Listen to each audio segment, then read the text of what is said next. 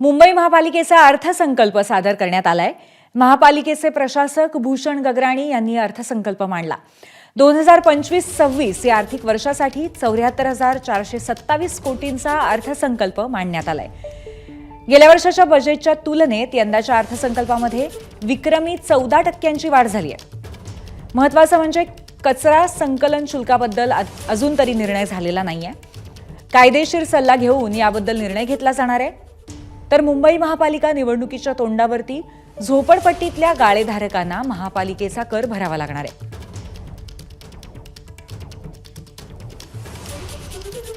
महामुंबईचं महाबजेट कसं आहे आपण पाहूया। मुंबई महापालिकेचा यंदाचा अर्थसंकल्प 74,427 कोटींचा आहे। रस्ते आणि वाहतूक विभागासाठी 5,100 कोटींची तरतूद आहे। दहिसर भाईंदर कोस्टल रोड प्रकल्पासाठी 4,300 कोटींची तरतूद आहे। गोरेगाव मुलुंड लिंक रोड याच्यासाठी 1958 कोटींची तरतूद करण्यात आली आहे। शिक्षण विभागासाठी अर्थसंकल्पामध्ये 3,955 कोटींची तरतूद आहे। कचरा संकलन शुल्काबद्दल कायदेशीर सल्ला घेऊनच निर्णय घेण्यात आलेला आहे। झोपडपट्टीतील गाळेधारकांना आता महापालिका कर भरावा लागेल। यातून 350 कोटी महसूल अपेक्षित आहे। मुंबईतल्या कोळीवाड्यांच्या विकासासाठी 25 कोटी दिले जातील। राणीच्या बागेत जिराफ, झेब्रा, पांढरा सिंह, जॅग्वार असे परदेशी प्रजातीचे प्राणी सुद्धा आणले जातील। संजय गांधी राष्ट्रीय उद्यानातल्या बोगद्यामध्ये वाघाचं शिल्प उभारलं जाणार आहे।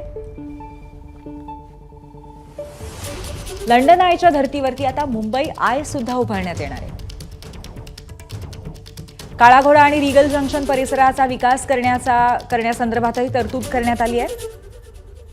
प्रभादेवी, भांडूप, मुलुंड, जुहू, मालाडमधल्या प्रकल्प बाधितांच्या 32,782 सदनिकांना मंजुरी देण्यात आली आहे।